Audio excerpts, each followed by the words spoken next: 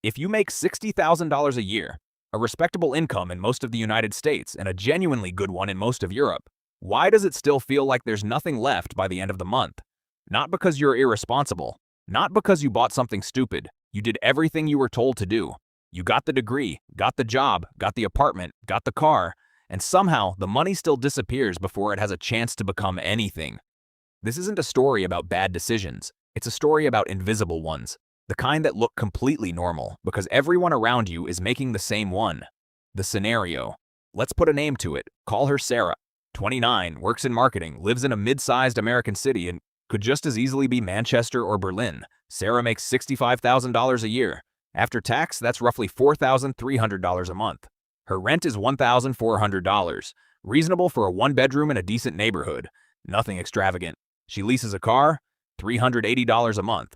She didn't buy something flashy, just a mid-range sedan, because you need reliable transportation, and leasing felt smarter than buying used. She has $22,000 in student loans, $260 a month, and she carries about $3,000 in credit card debt. Not from one big purchase, just from months where the numbers didn't quite work, covered by a card that always seemed to say yes. That's another $150 a month, mostly interest. Rent, car, loans, card. $2,190 gone before she's bought a single meal. That leaves about $2,100 a month for everything else. Food, insurance, phone, gas, the occasional dinner out, a subscription or two. On paper, she's not broke. She's comfortable. She's doing fine. And that's exactly the problem. The hidden mistake. Here's what almost nobody sits down and calculates. Sarah is not renting an apartment and leasing a car. She's renting her entire lifestyle. None of these 4 payments, rent, car, loans, card, are building her anything. They're not assets. They're not equity. They're recurring subtractions, and every one of them was chosen at the exact moment her income allowed it, not the moment her wealth required it. Let's do the math plainly. That $380 car payment over 5 years is $22,800. At the end of it, she owns nothing. She leased. If instead she'd driven a reliable used car for $150 a month and invested the difference, $230 a month. In a simple index fund averaging 7% annually, she'd have around $16,500 after 5 years.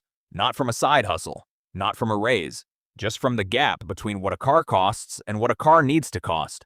That's the part that rarely gets said out loud. The cost of a decision isn't the payment. It's the payment plus what that money could have become. Do this across rent, car, and lifestyle spending simultaneously, and the number isn't in the thousands. It's in the hundreds of thousands over a working lifetime. The psychology. So why does someone smart, employed, and financially literate on paper still make this trade? Because the brain doesn't evaluate money in absolute terms. It evaluates it in comparison, d'opposto, to what we had before and to what the people around us have now. Sarah isn't comparing her spending to her future net worth. She's comparing it to her coworker's apartment, her friend's car, her own feed of people who look like they're doing well. Lifestyle inflation isn't a lack of discipline. It's a rational response to an environment where the visible signals of success, the car, the apartment, the vacations, are mistaken for the thing itself. The uncomfortable truth is that almost every one of these payments was affordable in isolation. The rent alone made